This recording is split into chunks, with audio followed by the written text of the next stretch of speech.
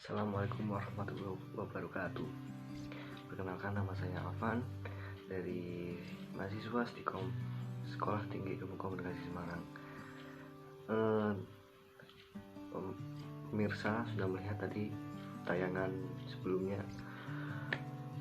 Pekan lalu dunia olahraga khususnya sepak bola itu heboh dengan Europa Super League. Nah, kali ini saya akan membahasnya dengan seorang fans, dan kita akan membahas dengan kacamata yang berbeda, olahraga dan psikologi. Bagaimana? Cekidot. Oke, kali ini saya dengan seorang fans sepak bola. Mari kita tanya-tanya. Dengan siapa?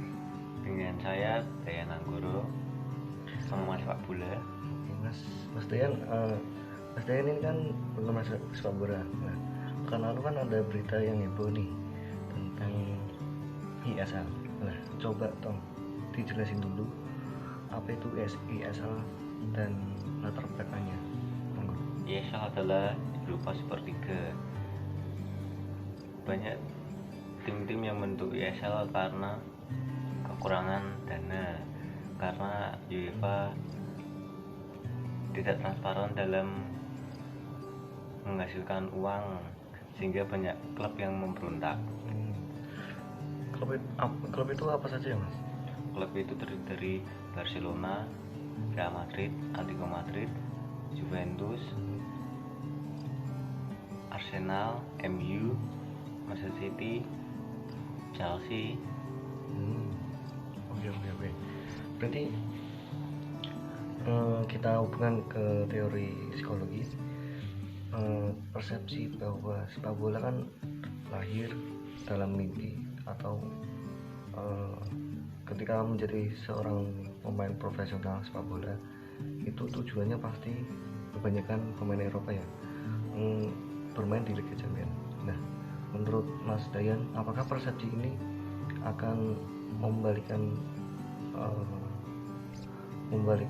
sejarah atau memulai sejarah baru jika kompetisi ini dilaksanakan? Ya, tentu saja memulai sejarah baru, karena sejarah lama yang dibentuk dalam kompetisi UEFA telah dirusak. Itu sangat disayangkan, sehingga banyak fans-fans sepak bola yang menolak adanya ISL. Oke. Persepsi itu penting ya guys, dalam kehidupan kita sehari-hari. Sebelumnya saya mau ngerokok dulu. Monggo Mas Dayan kalau mau ngerokok. Siap.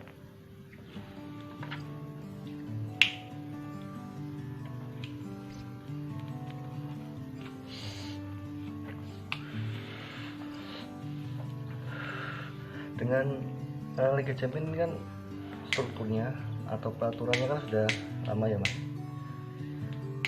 Dengan struktur yang lama, konstruksi peraturannya pun sangat ketat. Nah, apakah di liga baru ini peraturannya mengikuti UEFA atau FIFA atau bagaimana? Peraturannya tentu akan membuat baru, karena peraturan UEFA sangat tidak bisa ditetapkan di ISL. Ya, menurut saya itu. Jadi persepsi terhadap objek itu sangat penting. Mempersepsikan selain manusia ataupun fenomena alam itu sangat penting. Stimulasi yang Mas Dayan tangkap sebagai fans sepak bola tentang akan diadakannya European Super League ini pasti akan mengubah persepsi tentang sepak bola yang ada di dalam diri Mas Dayan ini. Oke. Ini kan menurut penilaian dari seorang supporter Indonesia atau fans sepak bola. Bagaimana kalau kita melihat persepsi secara langsung masyarakat atau bahkan pengamat sepak bola yang ada di sana langsung? Saya mempunyai persepsi supporter di sana dan pengamat sepak bola, Gary Neville, pandit atau pengamat. Bagaimana respon dia tentang ISL? Cekidot. I mean, seriously. How could you even think to come and watch a Super League here where you've left your 14 clubs in the Premier League behind to play against each other? Your Championship club's dead.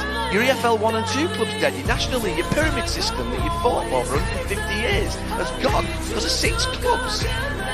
Absolutely embarrassing. It's never going to happen. It's never going to happen. Let them break away, but honestly, punish them straight away.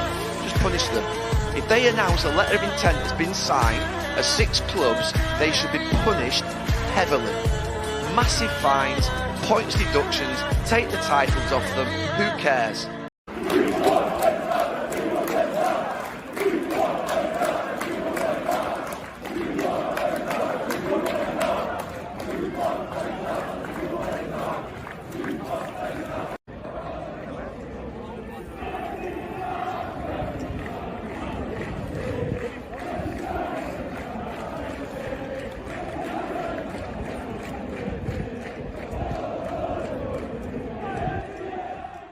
Itu tadi respon atau mungkin bisa dibilang sebagai sikap mereka terhadap petuli dari sejarah sepak bola ini.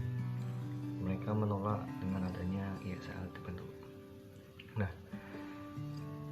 menurut teori psikologi berikutnya yaitu kongruensi atau inkongruensi.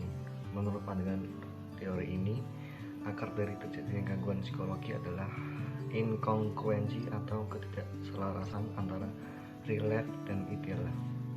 Maksudnya itu kita dalam sepak bola ini ya, berarti telah membuat peraturan yang sedemikian rupa, runtut, namun kenyataannya dilawan oleh beberapa pihak klub yang super atau besar di kalangan Eropa. Ini menjadi kongruensi dan inkongruensi terhadap psikologi supporternya. Nah, Mas Dayan, kan tadi Anda menyebut ada terjadi ketidaktransparan dana yang terjadi di kubu UEFA dan FIFA.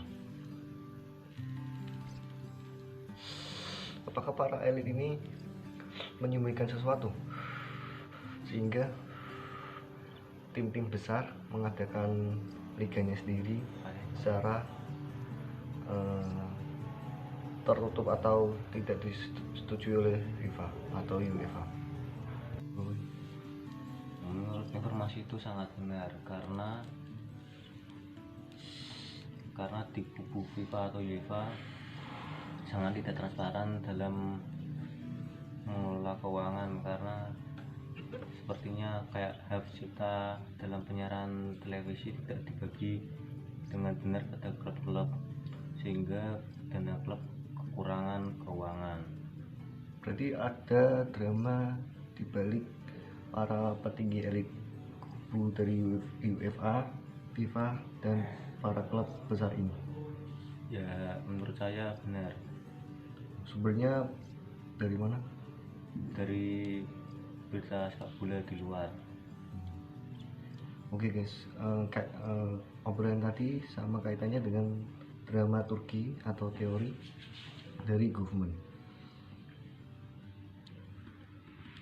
Manusia itu mempunyai latar depan dan latar belakang.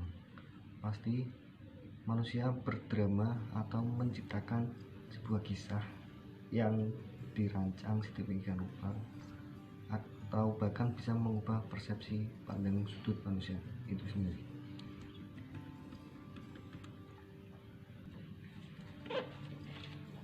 Mas Dayan, apakah efek dari terbentuknya ISL ini, European Super League, berdampak kepada seluruh fans sepak bola yang ada di dunia?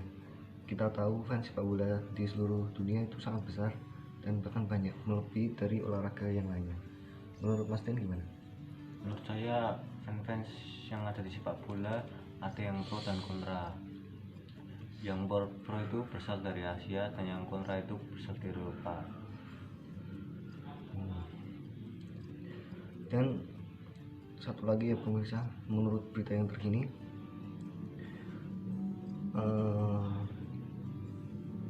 pihak klub yang masuk ke ISL bahkan itu sudah mendapat impact atau keuntungan dari pemberitaan ini sendiri. Contohnya MU yang mendapatkan 4,2% dari pemberitaan ini. Itu kalau dinominalkan kisaran 900 miliar ribu rupiah. Itu adalah dana yang sangat besar bagi pihak klub untuk pemasukan yang akan melanjutkan keberlangsungan dari rumah tangga klub itu sendiri. Nah, inilah efek dari dramaturgi. Menurut saya pihak klub ini ingin memberontak dengan apa yang tidak adil yang pihak-pihak klub itu alami selama masa pandemi. Kita tahu banyak orang kesusahan, apalagi klub sepak bola banyak yang merugi. Nah, inilah dampak atau efek yang UEFA dan FIFA itu sendiri kaget atau was-was terhadap pemberontakan semua klub besar yang ada di kubu UEFA dan FIFA. Pemirsa, itu tadi obrolan saya dengan Mas Trian mengenai viralnya Liga European Super League ini. Dari segi sepak bola ada yang pro dan ada yang kontra, namun dari segi psikologi akan mengubah persepsi jikalau liga ini dilaksanakan. Akan ada sejarah baru mengenai perkembangan sepak bola yang mungkin akan mengubah persepsi kita dalam melihat sepak bola. Saya Afan Anggoro. Saya Tian Anggoro, pengamat sepak bola. Terima kasih sudah menonton. Jika ada salah kata, saya mohon maaf. Jika ada kelakuan yang kurang berkenan, saya juga minta maaf. Salam.